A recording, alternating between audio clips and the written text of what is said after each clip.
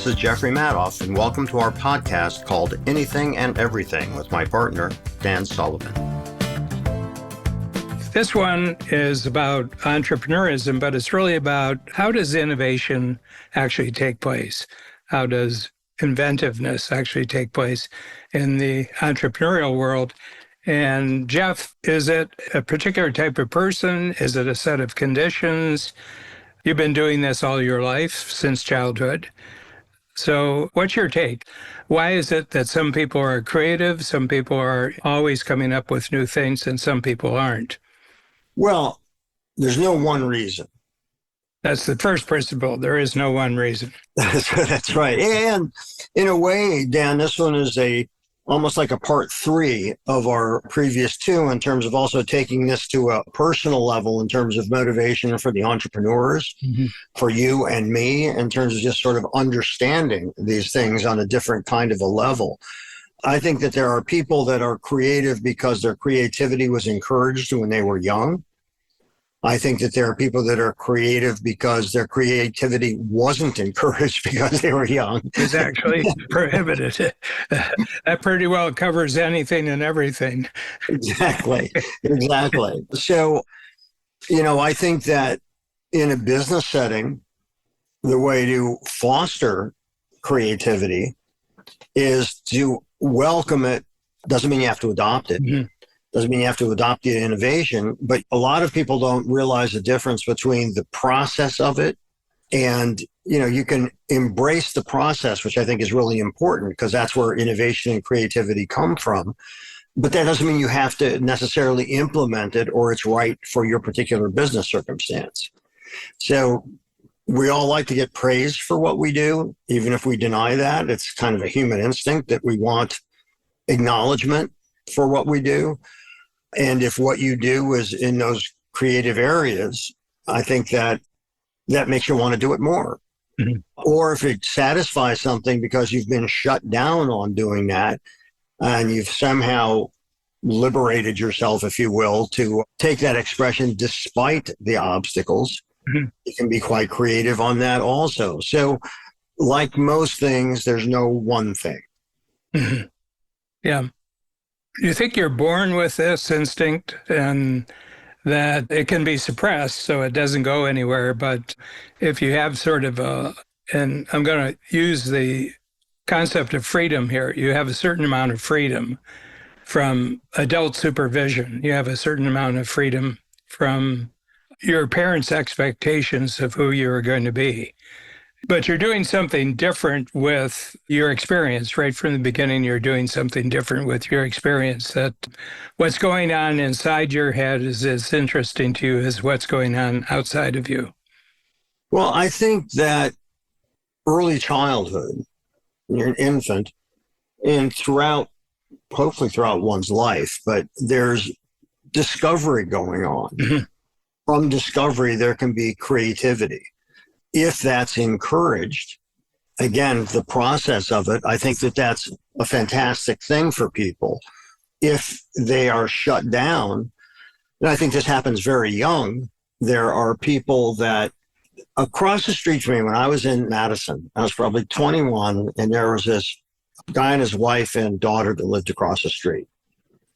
This guy was a rigid and destructive influence on his daughter. And I saw that because I saw him hit her. I won't go into all this stuff, but it was awful.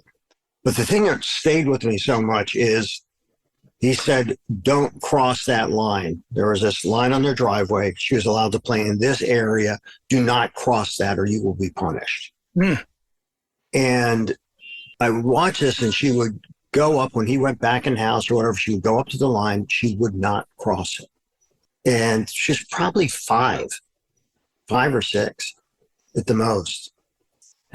Wow, this is profoundly sad that whatever fire that kid had was doused at such a young age because her father didn't know how to handle it.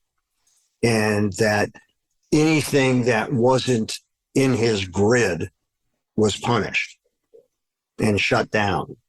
And by the way, that can also happen with teachers. That can even happen with your peers when you're a little kid. If you're made fun of, things that make you not want to expose yourself to criticism or that kind of pain. But it really hit me. I haven't thought about this for decades. Really hit me. I'd sit on my front porch and I would watch her approach and then not go any further.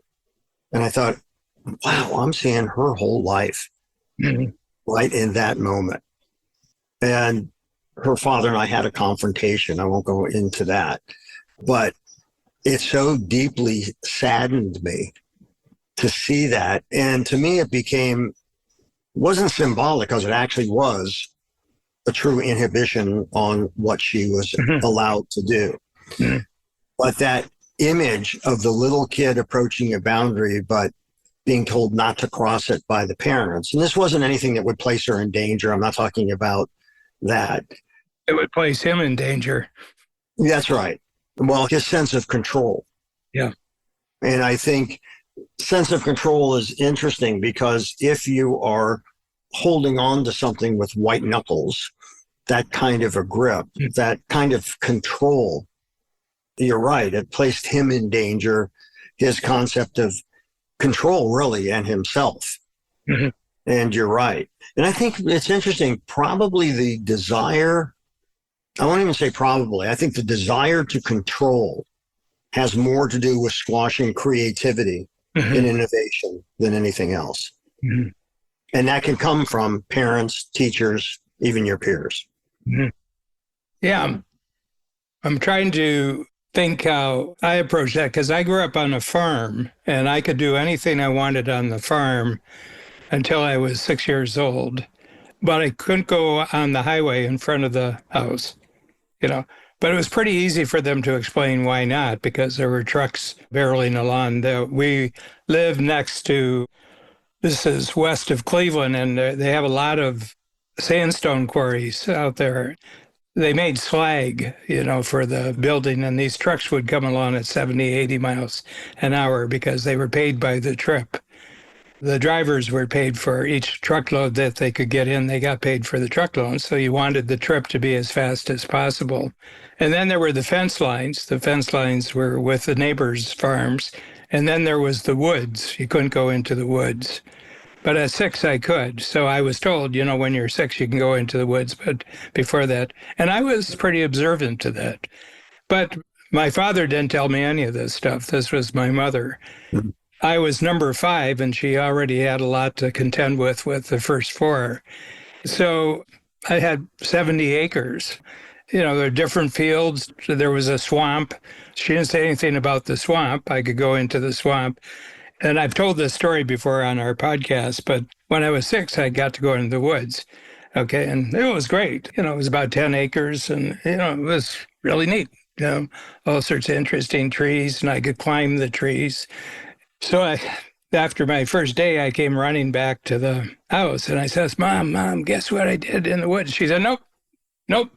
Don't want to know what you do in the woods. The dog's with you. We had a dog, and the dog always went with me. And she says, anything happens, the dog will come back and bark, we'll find you. But I do not want to think about what you're doing in the woods. So on the one hand, I had this sense of restriction, but I also had this sense of freedom that she didn't want to know what I was doing. So that was the freedom part of it. Well, and what's interesting, when you said the highway, and of course it was easy to explain why, so often, like this little girl across the street, there was no explanation for the line. Yeah, well, the explanation was because I said so. Yep. That was the explanation. Not an interesting topic. Yeah. Very definitely not an interesting topic. Yeah, and to me, hearing because I said so was reason enough to go counter to it. You can eat anything in the garden, but do not eat the fruit of the tree of knowledge of good and evil. That's right, yes.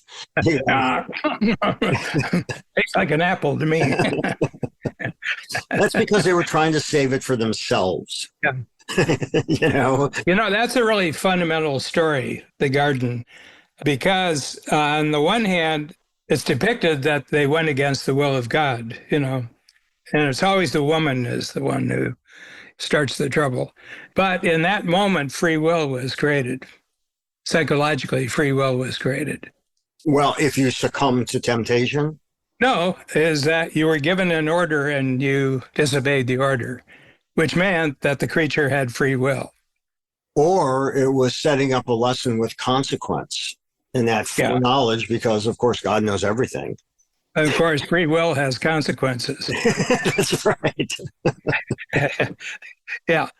Let's talk about that a little bit, because I think that the whole question of consequences is an interesting topic, because I think creative people approach consequences differently than people who are afraid to go outside of the lines. They are across the line and everything else.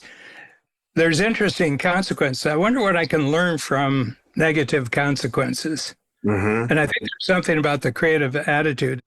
The person who's creative is willing to just have an experience that's new, different, and possibly better than the experiences that other people are having. Yeah, and I don't know when you're a kid that you could even articulate that. Well, I'll give you an example from your own life. Writing a Broadway play after you're 70 years old, or close to 70 when you started it. Did people tell you about the consequences? They just wondered why I would even do it. Why would I even do it? And, it's funny because I think it's pretty much true that my close friends, there's not one of them, not one, that did anything other than say, oh, well, that's really cool. That's great. And those were my close friends. Other adults that I know, was, why would you want to do that at your age? Why would you want to undertake something like that? Yeah. That sort of thing. Yeah. Well, what's that mean at your age? Yeah. So what does at your age, what kind of thought is that? I mean, to look at it from how they're seeing, what does at your age mean? What does that mean? That this is not possible. If I were to do something like that, I would be a failure. Well, yeah, I think most people, when they say things like that, are talking about how they live their life. Yeah. And you're doing something that is different, and that can be threatening. Again, not an interesting topic. Yeah.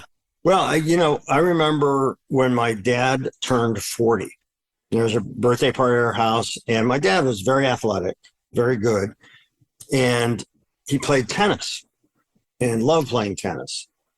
I remember this so vividly because there were so many people said, now, Ralph, now that you're turned 40, you're going to stop running around on the tennis court like you're a teenager. You're going to drop dead of a heart attack. And my dad, who was fit and always had younger friends, he just brushed it off and didn't even bother responding to it. Mm-hmm. But even as a kid, I was 10 years old, and I'm looking at this fat guy say to my dad, what are you running around on the tennis court for? And I thought, it's because you can't do it. You've let yourself go already. And, when we were kids, 40 was deep middle age. Oh, yeah. Very deep middle age. I mean, that was like, things were kind of winding down, and the first few shovelfuls were being dug for your grave. Mm-hmm. But my dad didn't even feel compelled to say anything, because that was nothing he was going to debate or argue. Mm-hmm. He was going to do what he wanted to do. Mm-hmm. But it hit me at that young age that they were talking more to themselves than they were to my father. Mm-hmm. Yeah, so I think that on the part of the creative person is that how other people live their lives may be interesting information, but it's not central to you. How you're living your life is what's central to you.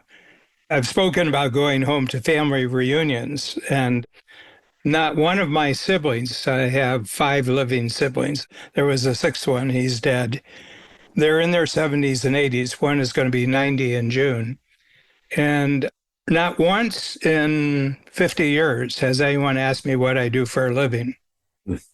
But I put out an offer that if any of their grandchildren wanted to go to university, I would pay for half the tuition. And I've done 12 so far.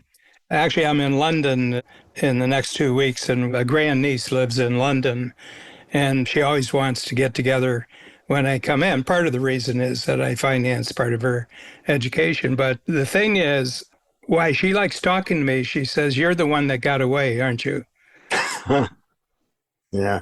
And she wants to know how it was that I got away. And I said, I wasn't trying to get away. I just had something next thing in terms of what I was really interested in that required me to be somewhere else. So it's not a freedom from, it's a freedom to, and I think the big difference between creative and non-creative people, I think people all want freedom, but one of them is a negative freedom, that it's a rebellion against something that they want to be away from it. Okay, but it doesn't matter how successful they are, it doesn't matter how long they live, they're always relating it back to what they were trying to get away from. Whereas the freedom to is that you just created something and it's really neat, and you see possibilities of expanding the really neat feeling. Well, it's like the line in the Brando movie, The Wild Ones, about the motorcycle gang.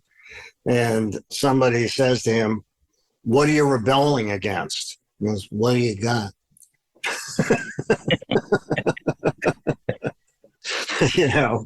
But it's interesting because for her to ask you that question of how did you get out speaks volumes.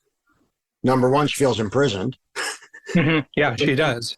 And number two, that she sees you as somehow able to navigate and escape. And at least she thinks she'd like to do it. She may be too cowed and beaten down at this point to ever do it, but she recognizes that, which is, I think it's probably true that in some cases, many cases, ignorance is bliss. Because if you have given up that fight for your freedom, psychologically, emotionally, I think there's a pain that goes along with that, that can lead to other things. There's another aspect to that. There's pain avoidance, and that's one approach. You're trying to avoid pain. But on the other hand, there's a saying, well, maybe pain is the price.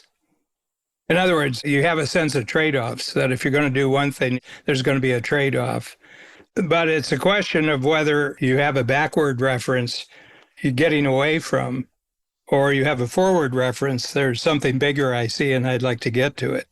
And I wonder, how does that manifest if a person who is getting away from something, like Lloyd Price was getting away from something, but I have to say, in the years that we were together and became very close, I never saw any bitterness in him.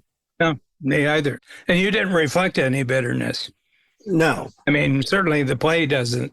Yeah. So it's kind of interesting because it also is how that person deals with their lives. Because if they're in a leadership position in business, they can be the worst kind of people to be around if they have that kind of bitterness, because they're also oftentimes likely to shut down somebody else because they've been shut down. There's all these reciprocities that go on to make up for things that happen. We're all acting out all the time in terms of how we behave, why we behave, and so on. Oh, yeah. No question. It's really interesting. And I learned it later in life.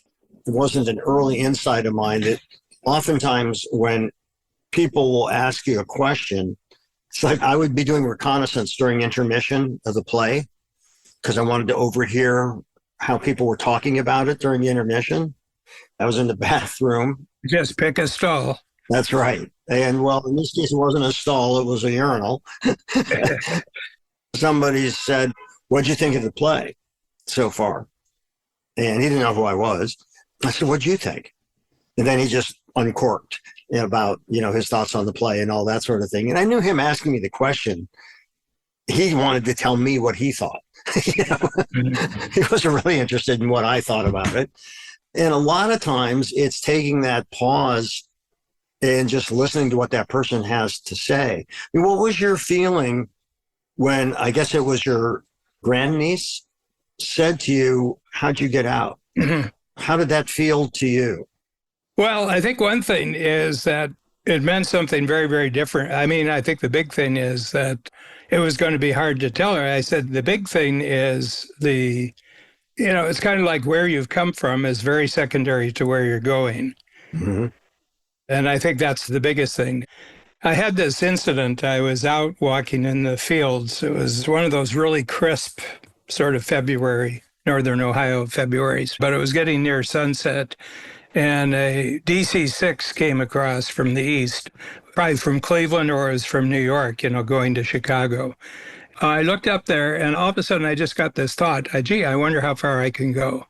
And that is really the dominant thought, is that once I've done one thing, the question comes back to me, that's really interesting. Now I wonder how far I can go. Mm-hmm. So how do you explain that to someone else if they don't have that experience? Yeah. In other words, it's not a negative feeling at all. It's, I've come this far, but now I have the ability to see further. Mm-hmm. And now I wonder how far I can go with the next thought. Because of what you've been exposed to. Yeah, yeah. But when she asked you that question, I'm just curious, how did that question hit you coming from her? Actually, I thought it was pretty cool. Mm-hmm. I said, well, I've developed a legendary reputation. Dan Papillon Sullivan, yes. No, I mean, first of all, I took her seriously. She really wanted to know. But the other thing was that her mother, who's a niece of mine, her husband, nephew-in-law, or whatever you call them, they're kind of tightly bound people. I think that there's some kind of lifetime barriers that they've been dealing with, and I think they sort of passed that on to her. They had some sort of line that they didn't want her to cross, I guess, something like that. But different age. I mean, I much prefer growing up in the 1950s than growing up in the 2020s. Mm-hmm. How old is she? College age? Oh, no, she's way beyond that. She's in her 40s. Mm-hmm. She's the oldest of that generation. There's about 20 at that level from that generation. Big span, big age span from first person to last person in the generation. But there's just a uniqueness about every human life. One good concept to come to grips with when you're born into this world and you're growing up, one good thing is none of this was created for your purposes. Mm-hmm. The world was not created with you in mind. Right. And I think that gives you a tremendous amount of freedom. Therefore, you can more or less do what you want to do.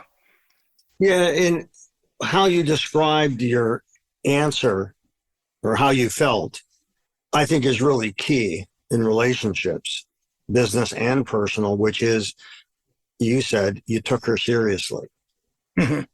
And most people never feel that they've been taken seriously, that anybody actually cares about what they think or feel or anything else. Mm-hmm. I had a friend who had a frightening temper, which had never been exhibited to me. And then we were in a restaurant and after we ate, we were walking out. I'd never seen this aspect of him. We're walking out and he deliberately leans and bumps into a guy sitting there and he stops. And David was an imposing guy. He's like 6'3", and said, "You bumped into me."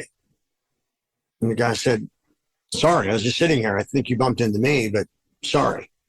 And he goes, "That's not enough."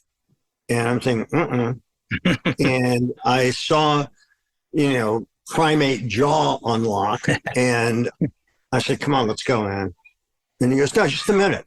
And I said, "David, let's go." And I got him to leave, and the other guy didn't know what the fuck was going on. Still doesn't. That's right. We got back to his apartment, and I said, "What was that about?" He goes, "What was what about?" I said, "You were willing to get into a fight. You bumped into the guy. You know that. Why'd you do that? Why were you so ready to get into a fight with this guy? And you're the one that lit the fuse." And his whole expression changed. And he said, you know, my dad used to beat the shit out of me. Yeah. And by the time I was 17, I was his size. And he would smack me, and I would not give him the satisfaction of knowing it hurt. I said, so what does that mean? What did you do? He said, I just looked at him. And in my mind, it's, you're not going to hurt me. Yeah. And his dad, from slapping, closed his fist and punched. And I said, what did your mother do during that?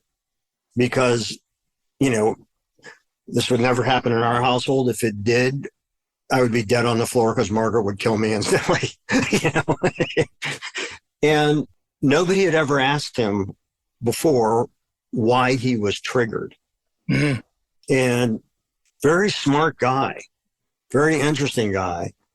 And when he was telling me that story, it was like so alien to me, because nothing that would ever happen like that in my house, in my parents' house.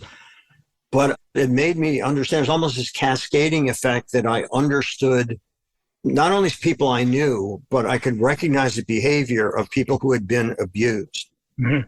I knew somebody that would pick fights, but only with groups of people, so he'd know he'd get the crap beat out of him, because he had to be punished if he did that. And I think that, you know, this circles back to... Talk about the theater of life. Yes. Well, where does all the great work come from? Real life. Right? I mean, there's very definitely a plot there. There's a role there. Did you ever see the movie The Great Santini? Yeah, I think I did a long time ago. Robert Duvall, and, you know, how he bullied his kid. I mean, they'd be playing basketball in the driveway, and for his dad, it became a blood sport. It's a very, very good film. But I think that, you know, the genesis of all of our behaviors start quite young. Yeah, I think that's true. You know, it's really interesting because I grew up Catholic, and the not original Bible is the Bible that we grew up with and everything like that. And in the Bible, Christ never talks about doing anything bad to other people. You know, there's no mention, except for one thing. Those who scandalize children should have a millstone tied around their neck and thrown into the sea. Mm. Well, someone who brutalizes their children is scandalizing their children. No, absolutely. Yeah. I just wonder, a lot of addiction, I think, really comes from that you are either done to, and that memory has hardwired your brain, it's hardwired your nervous system, or you're the person who did it. I mean, it's hard to know the chicken and the egg here. Because I had really, really, by anybody's definition, I had very, very gentle parents. Mm-hmm. Yeah. But my father's father was a brute, and he responded by going in the other direction. You know, there was no violence whatsoever in our setup. And I think that's important. I don't think the child brain knows how to deal with violence. I don't think you can think it through. Well, and I also think that you don't want to have it taught to you. Yeah. This is how you resolve differences. Yeah. You know? Yeah, I mean, it's really interesting because, yeah, I mean, the world is a stage and we play out our emotions on that. It's very poignant when someone says to, in this case, you, how'd you get out? Because family and prison were synonymous in that situation. Yeah. To her. And it's interesting because one of two things often happens. Either that kind of conversation happens and you're the person she looked forward to at any of these family reunions to seeing and talking, mm-hmm. or there's an embarrassment that they expose themselves because they don't know the response to that exposure and they're embarrassed by it, so they don't revisit. Mm-hmm. Did she fall into either of those categories? Yeah, my sense is her life is hard work. Mm-hmm. So let's get to business, okay? And how do you integrate creativity, artistic expression into what you do? And do you view that as being essential, or is that just supplementary? No, it's the center of the business. The question is, how do you structure a business and have a good business which allows for the possibility of constant creativity. Mm-hmm. So I started the other way around. My sense is that one of our advantages in the marketplace is that we're the coaching company that's always creating new stuff. Mm-hmm. Okay, we don't have a cookie cutter that was established 30 years ago. And it's how many cookies can we make and sell that aren't new cookies? So one of the interesting educational structures that I had was working for the ad agency, BBDO. I worked for the Canadian headquarters of BBDO, big global agency, but in Canada, number two, big clients, world brand clients, Chrysler, Kodak, neither of which presently exist in any meaningful form as they did back then. But one was the rule that what you did yesterday doesn't really matter. What are you going to do today? And I had 3 years of that. And that was a terrific training as long as it didn't become 4 years. Mm-hmm. But I needed that 3-year experience where, what are you doing today? You got to create new stuff today.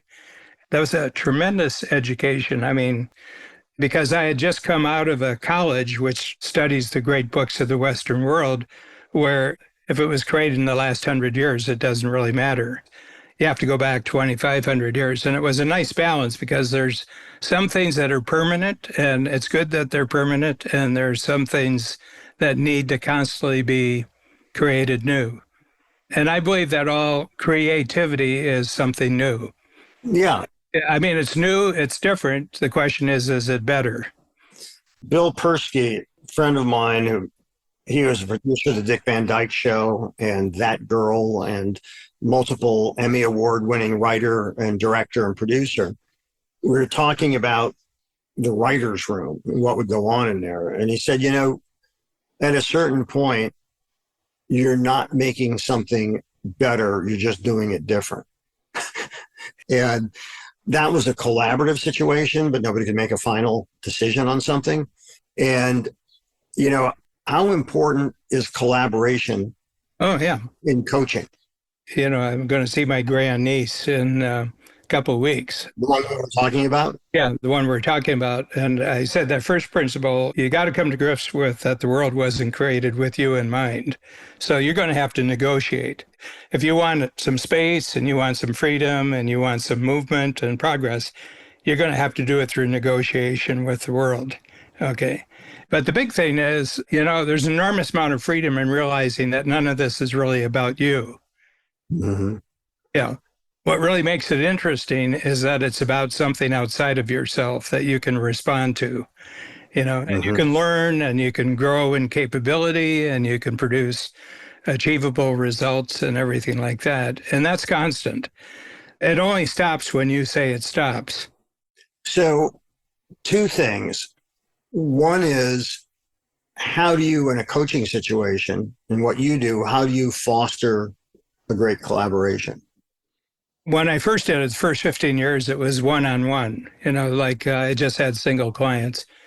So the big thing was to get them into their own brain so that they can start talking about how they're actually seeing things, past, present, and future. What's it look like to you? And then where you can see that they've run into walls or they've run into uncertainty or anything, just ask them, well, what do you really want? What do you really want there to happen? And they said, well, I really want, but I said, well, let's forget the but part of the story. Let's just really get clear about the thing that you're working on if we move it into the future. And the big thing is that the creativity really has a great deal of freedom in relationship to what you think is the past, what you think the present is, and what you think the future is. Okay? Because a lot of people, the future is rigid. A lot of people. To the degree that you think your past is rigid, your present and your future is also rigid. You can do anything you want with your past. Nobody else knows anything about your experience except what you tell them. Mm-hmm. They can watch you for 5 years and they can't say what your experience of those 5 years were from the outside. So the big thing is to get the person back inside themselves as a coach and say, what do you really want? Okay. And they'd say, well, I need. I said, no, it's not about need. we all sort of need similar things, but what we want is radically different. So let's just talk about want. Well, this is what I would do. I say, well, let's put you 3 years ahead. How are you operating differently 3 years from now than you're operating now that makes you feel good? I mean, it really excites you. And pretty soon it comes down to some pretty measurable results. Shows up in revenue, shows up in, how they're using their time, has to do with who they're dealing with, has to do with what kind of support they have around them. And I get them to write these down and put numbers to them. Numbers are really important. Numbers are really important. The human brain really loves numbers, and if you can put a number to something, it's the difference between moral support and actually a check. Yeah, moral support, I guess, feels good in the moment, but a check feels good in the future. The check creates a different future. That's it. Yeah, then I'll say, well, let's just focus on one of these. What are the obstacles that you have right now? Okay. And then I'll say, what have you already done in your past that's kind of similar to this? You were successful in overcoming it. And all of a sudden, they're starting to use their past as a repository of usable tools. And I say like that. And then you put a deadline on it. And I find you never want to push it too much more than 90 days. But then there's decisions that have to be made, some communication that has to take place, action has to take place. But the big thing is teamwork. They're going to need teamwork. They're approaching the future as a lone individual. Okay. And you got to show them that there's a lot of help out there if they can do it. So, and to not be afraid to ask for it. Yeah. Yeah. Yeah. And that's where the collision, are they seeking freedom from, or are they seeking freedom to? Because freedom from, there's no help whatsoever. It's just you against your past. Freedom to, there's all the help in the world if you can get them interested in your project. Right. Interesting. Pretty profound distinction there. That's why I think people who are feeling very isolated, very alone, alienated, it's them against their past, and it's not an equal fight. Right. No, because you don't win that without a lot of help. Yeah. First of all, nobody back there even remembers it or even cares. Mm-hmm. Yeah. So, collaboration, we both agree, is really important, can be really fruitful. I think it boils down to, when you were talking about your grandniece, taking her seriously. People want to be taken seriously. They want to be heard. But then at a certain point, a decision has to be made. Yeah. And action has to be taken. Otherwise, It was a lot of talk. No action, no change. Yes. So that, to me, comes down to then leadership. So what would you say are the qualities of a great leader in this business? I think all leadership starts on the individual level, in the sense that there's a new capability that you would like to have. Okay. So for example, the two of us are collaborating on a project where there's a new capability that we're creating, a book called Casting, Not Hiring, that's bringing together an enormous amount of wisdom that already exists in the business world, that casting people in a team is much superior to hiring people for individual roles inside an organization.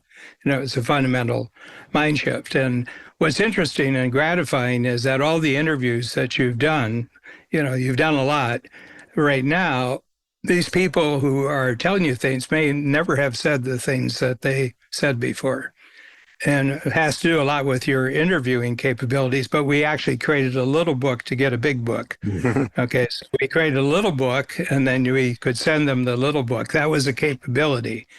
And the importance of the little book was it allowed you to have a conversation where the person could really think about how did they look at this before you actually talk to them. And so my definition of leadership is where any person decides they're going to create a new personal capability that requires them to be committed, requires them to go through a period of courage. I prefer short courage to long courage. Then they get a new capability, and then their confidence jumps, and they're witnessed by other people doing this. Mm-hmm. They're witnessed. And the moment that person is a leader, they're doing something, because every individual is confronted with a daily challenge.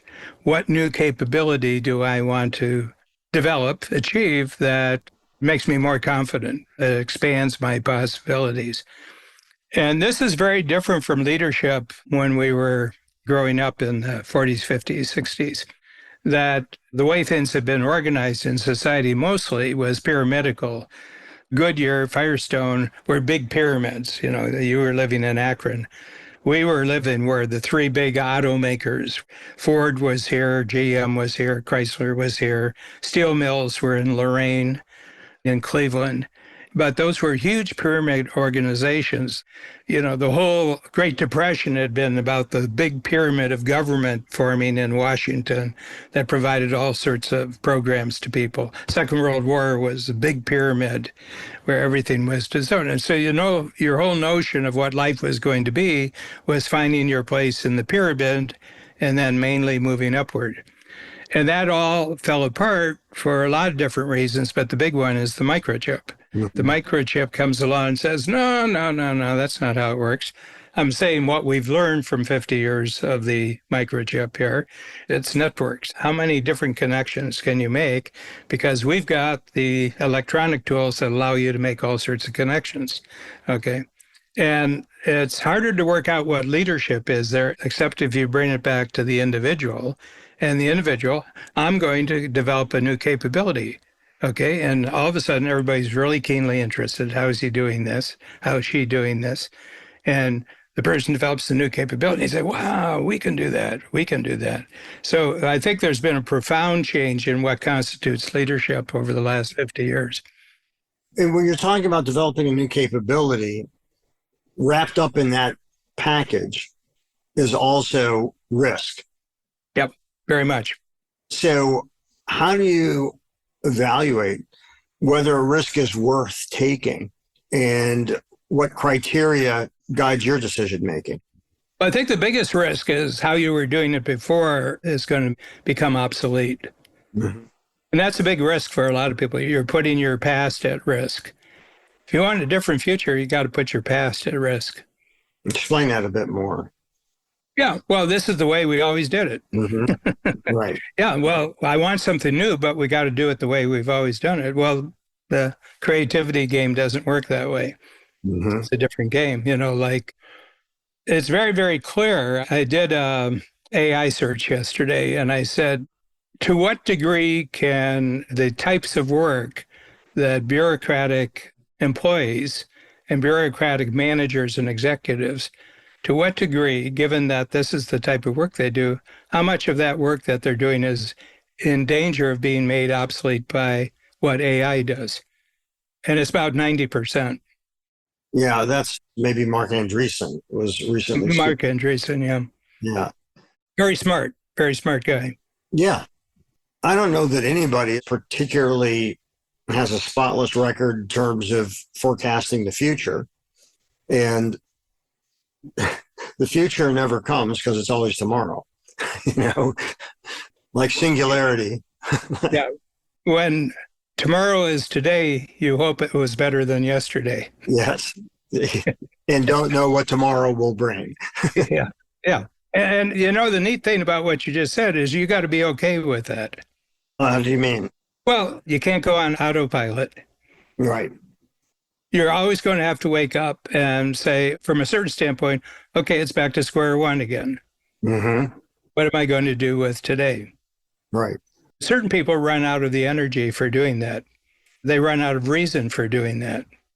Yeah, well, I think when you run out of reason, then you run out of energy because you don't want to do it anymore. Mm-hmm. Let's go back to the conversation of acquaintances that you had regarding your plans to create a Broadway play, you know, at what they consider an advanced age. You obviously have a reason for doing that, and it's not a reason that they can comprehend. Mm-hmm. Or frankly, that I care whether they do or not. Yeah, and that's a big one because they would care what other people thought. Right. Yeah. There's definitely times where other opinions matter and that I take heed of that. But when I'm being questioned or warned about something, if someone has a sincere question, I don't mind answering it. If somebody's question isn't really a question, it's more It's expressive. actually a judgment. Yes, It's exactly. actually a judgment, yeah. I mean, if someone said to you, I mean, the way I would, because we were at lunch when you told us about it, and both Babs and I were thrilled about what You guys have been wonderfully supportive, both emotionally and financially. yeah. What a neat thing. What a neat thing. Yeah. Oh, it's great. Yeah. But, there are people who are at 70 who are young and people at 20 who are old. That's right. It's actually conceptual. They just don't have anything in their brain beyond where they are. Yeah, I guess it cuts two ways with me. On one hand, I don't disregard anybody unless it's just getting a face full of their judgments, which I'm not interested in. Not an interesting topic. Yeah. Yeah. Yeah. What's interesting is the vigorous exchange of ideas and even the differences that those points of view bring about, and trying to understand those differences. Mm-hmm. I mean, I think one of the most terrible things that has happened in recent history is not only are we divided, a significant number of the population don't feel like they can even talk to each other anymore. Mm-hmm. And that's tragic. American history, this is not unique. I know. It's a contentious society. Yeah. Yeah. Well, look how it came about. The period that we were born into was a unique period of human history, U.S. history, but I think actually human history, where you had a standoff between two superpowers, and the consequences of a war between those two put every other issue in a secondary light. Okay. Mm-hmm. You did the atom bomb exercises in school, and so did I. You had to make sure you were totally underneath your desk, or, you were going to get it. Well, no, you were just going to be vaporized. Nope. They couldn't find the dust afterwards. And I think that really, really changed consciousness. I think that notion. It's like we have no flying cars. We've had viable flying cars since 1947. Somebody had a really doable flying car in 1947, and we're still without flying cars. And I said, the reason is that just from a probability standpoint, if you're in an accident and you're on the ground, there's a chance that you could walk away from it. You have an accident at 1,000 feet, nobody walks away from it. I mean, we immediately see what's the worst case scenario with anything new. And you say, run out of gas, run out of electricity at 1,000 feet. And there's only one outcome to this. And that's why. And the other thing is, we don't like things flying over us that'll drop and hit us. Yes. People said, well, they're going to have drone deliveries now, and I'm pretty forward thinking in terms of technology. Amazon will have drones that drop in your backyard, and deliver a thing. And I said, I'd vote against it. I don't want things flying over. I don't want the noise. I don't want the possibility they drop the package. I don't want the fact that criminals will know about this and they'll come right to my neighborhood and steal it. So the big thing is they think that the people who are opposed to this are being irrational. You're being retrograde. And I said, no, we have some experience what height means. We have some experience what things dropped on us mean and everything like that. And I said, you got to take that into account. Take everything that people are worried about and safeguard the person against that so that it doesn't happen. But back to the creativity part of it is that, the first thing that we go after in Strategic Coach is how long does the person expect to live, And we have an exercise called the Lifetime Extender. And most people have a number without knowing they have a number. It's family history, it's actuarial tables, it's, just observing people around them. My sense is with the person having a purpose and having what I would say ready access to medical and technological breakthroughs today, that probably you can get to 100 really, really good. I think most people can get to 100.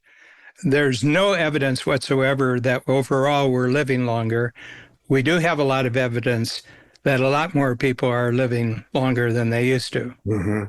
Okay, but there's some codes that they haven't cracked yet. And one of them is Yeah, if you're 100, how many other 100-year-olds do you have to hang out with? Not that many. And community is really the biggest issue for life extension. How much of a sense of community do you have? Right. Meaningful community. Right. And friendships, yes. Friendships and exciting projects. If you have an exciting project at 100 years old, you're rare. Yeah, I think sometimes the exciting project is just staying alive. You know?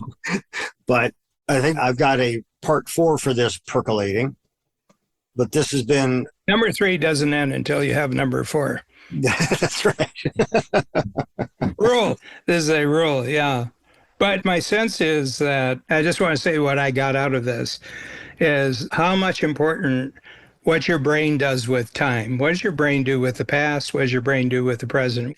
And I think all humans are completely unique with this. I don't think there's much overlap, where people do that. And is time something you can work with, or is time rigid? Yeah, I think back to when prior to the railroads, there was no such thing as standard time. There were literally hundreds and hundreds of time zones in the United States, and it was the clock at the town center, and that was kind of it, and it wasn't synced with anything else. And it didn't have to be, because there was no possibility of accidents.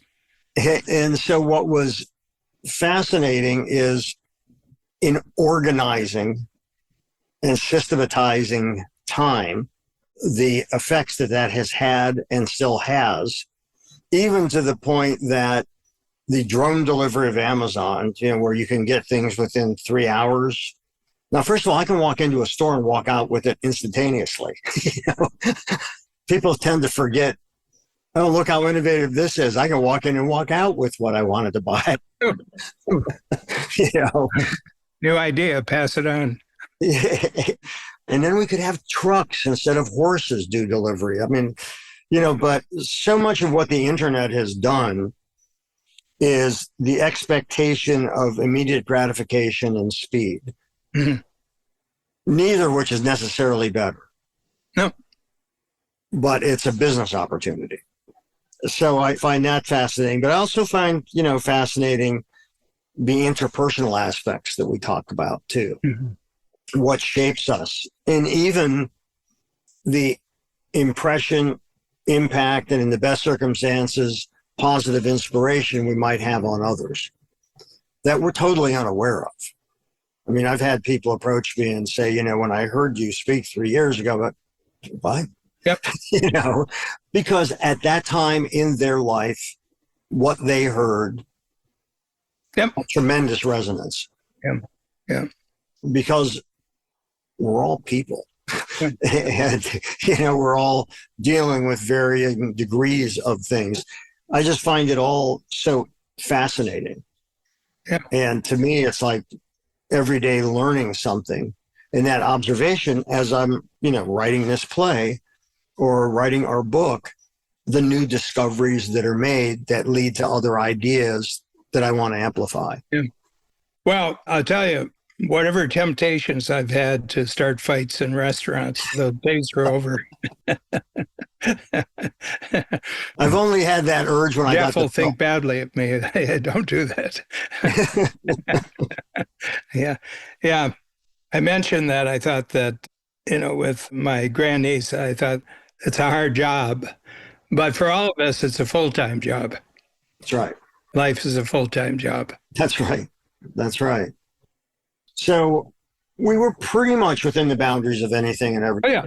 We didn't wander too much. No. Yeah. But, you change the A in wander to an O and you've got wonder. And I think we're usually traveling between those two places, which are good. That's a good places good to one. go. Yeah. And they're necessary to each other. They are. They are. Thanks for joining us today on our show, Anything and Everything. If you enjoyed it, please share it with a friend. For more about me and my work, visit acreativecareer.com and madoffproductions.com. To learn more about Dan and Strategic Coach, visit strategiccoach.com.